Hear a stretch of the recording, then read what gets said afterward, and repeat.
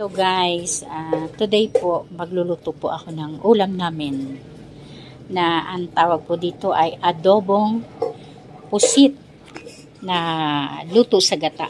Yan. Siyempre, andito na po yung ating mga pusit. Nahugasan na po siya, nahiwa na. And siyempre, meron po akong kamatis, may luya, may sibuyas, may bawang at may isang pirasong sili. Meron din po ako ditong pamienta, asin, toyo, may gata, may seasoning, and may mamasitas oyster sauce. Yan. Yan po ay lulutuin po natin ngayon na tanghalian. Samahan niyo po akong magluto kung paano po daw ay lutuin po ang adobong pusit with gata. Yan. Yan guys. Yung ating niluto ngayon at lulutuin ngayon ay sindihan po natin ito. At meron na po siyang mantika. Supposed to be mainit na po itong mantika. Kundi pinatay ko muna kasi may sinet lang ako. Yan. Gagawa po tayo ng adobong eka nga ay masarap na pananghalian na pusit. Yan, eto may mantika na po siya. So, I think is kulang pa yung kanyang mantika. Lagyan po natin ng kaunti. Kasi parang kaunti lang yon. So, dadagdagan natin ng kaunti. Yan, at is enough. Yan. Dito sa ating pagluluto, eto po yung style ko lang kung paano ko daw magluto ng adobong pusit with ginataang o coconut milk. So, yung style ko lamang po ito. Yan.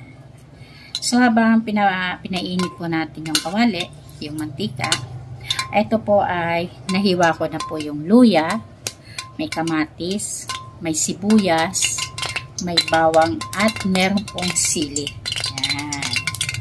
So, nahiwa ko na po siya. At ang gagawin na lang po natin ay igigisa na po natin yung bawang. Yan, yung bawang. Yung balat po ng bawang, hindi po na po tinanggal. Kasi may aroma rin po siya na talagang pangpalasa. Sa totoo po, nung unang panahon, ang bawang po, pag po tayo ay nagluluto ng bawang, likas pong nandyan na po yung kanyang skin. Yan po ang luto ng panahon ng ating mga ninuno. Pero ngayon, tinatanggal na nila yung daho o itong balat. Pero sa akin, mas mainam na nandyan pa rin yung balat. Kasi, meron pa rin po siyang aroma. Yan. And then yung sibuyas. Yan. Yan. Sibuyas.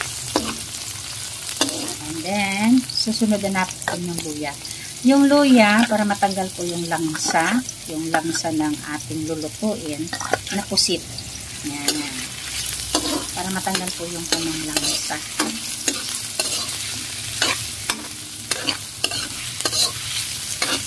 So, pagkatapos po natin yan, ipagalo-halo, isasabay na po natin itong ating sibuyas at kamatis. Diba? Yan.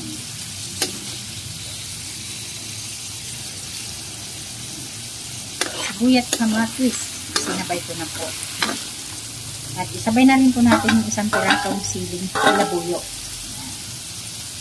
Sa panahon po ngayon kasi yung ngayon na tag-init, hindi naman po natin kailangan na maraming anghang ang malalasahan natin kasi nga sobrang init ng panahon. Minsan, yun din ang nagkukos minsan para tayong nakaka-high blood. So, ngayon, bawas po tayo sa maanghang pagpag-init. Diba?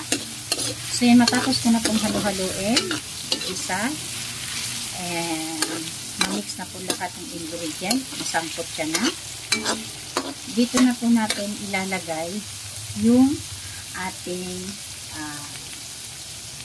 pusit na pinaghiwa-hiwa. Yan, o yan. So, dandahan po natin ilalagay. Yan. Matapos ko na po yung isang kutsa sa kamatis, bawang, sibuyas. Nilagay na po na natin yung pusit. Yan. And lalagyan po natin ng konting pamienta. Yan. And toyo. Mag-a-add po tayo ng toyo.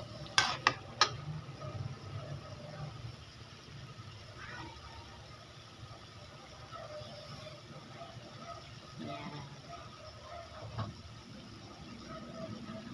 2 kutsarang toyo. And syempre, hindi po mawawala yung oyster sauce. Yan. Maglagay po tayo.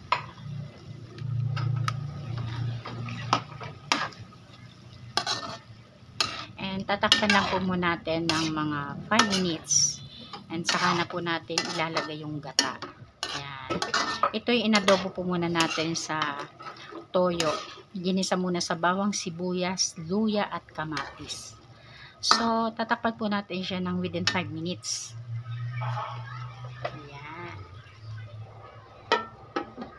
Babalikan po natin siya ng after 5 minutes.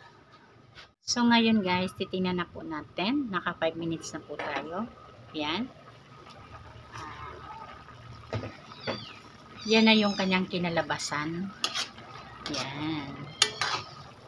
And hindi pa po ito luto. Pero subalit, ilalagay na po natin yung gata. Kasi, etong gata na to, 1 basong gata po siya. And ilalagay po natin para mas lalong maging malinamnam. Yan, mas lalong maging malinamnam. Yan. Yan, ito na po yung ating adobo. Bakit po ba may sabaw yung ating adobo? Kasi,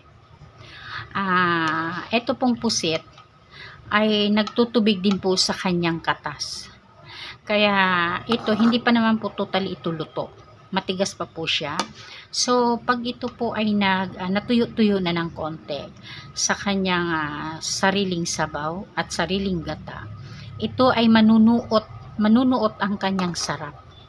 So, habang nandito na po, hinalo na po natin, ilalagay na rin po natin yung konting seasonings niya para at least habang kumukulo, manuot na rin. Manuot na rin po. 1 sachet po ng seasonings ang inilagay po natin dito. Ayan. Enough na po yan para sa panglasa natin. Kung medyo po matabang o medyo maalat, mag-a-add na lang po tayo ng konting sugar. O kung matabang naman, ay mag-a-add po tayo ng konting asin. Ang sugar po ay nagpapabalance po yan sa alat. Yan, yan. Kaya, tatakpan po ulit natin within 5 minutes again. Yan. Titingnan na po natin kung ano na yung resulta. Yan. Wow, ang sarap. Dahil po siya ay nanuyo-nuyo na. Yan. Ang sarap na po ng adobong pusit natin. Medyo madilim nga lang. Pero ang sarap na. Napakasarap na talaga. Kumbaga, yung aroma niya ang bango-bango rin. Dapat po pala nilagyan pa po pala natin ito ng dahon, yung laurel. So, hindi pa naman hindi pa naman late, kundi pwede pa naman. Lalagyan natin.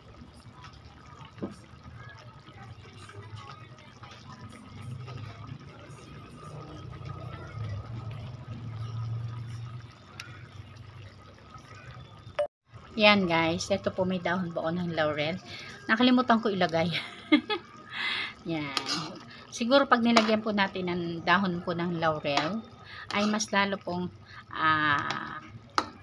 babango yung kanyang aroma, yung kanyang luto. Bukod sa may lasang masarap na, may mabango pa. So ito guys, kung paano ko po siya niluto, very simple lang. May gata lang po tayo, sibuyas, luya, pamienta, dahon nga ng laurel, syempre, yung seasoning din po natin. So ngayon, ito, luto na po siya, kung supposed to be luto na po siya. Tama lang po yung kanyang sabaw. Hindi naman po sobrang sabaw. Hindi rin naman po tuyong-tuyo. Kasi malinamnam po, sabaw pa lang ay ulam na. Kaya mga guys, gayahin nyo rin po ako kung paano po ako magluto ng pusit. Kasi ito po ay isang seafoods na talagang masarap din, 'di ba? So tikman po natin guys kung gaano nakasarap ang ating niluto. Wow, sobrang sarap guys. Napakasarap. Kasi yung kanyang anghang ay tamang-tama lang po sa isang labuyo o sili. And then, yung kanyang sarsa, yung kanyang gravy, ay napakasarap. Yan guys, lutuin din nyo po ito sa gata. Lutong Bicolana. Yan po. From Bicol Albay. Ganito po, magluto po ang mga Bicolana sa adobo pong pusit. Tara po, gayahin nyo na. Yan. Sarap po, diba? So, dito na po magtatapos ang ating upload video sa ating videos. Ito po ay luto na. And kakain na po. Kakain po kayo, sabay ho kayo sa amin. Dito na po magtatapos ang aking video. Salamat po sa mga nanonood. Shout out po sa inyong lahat. Bye-bye!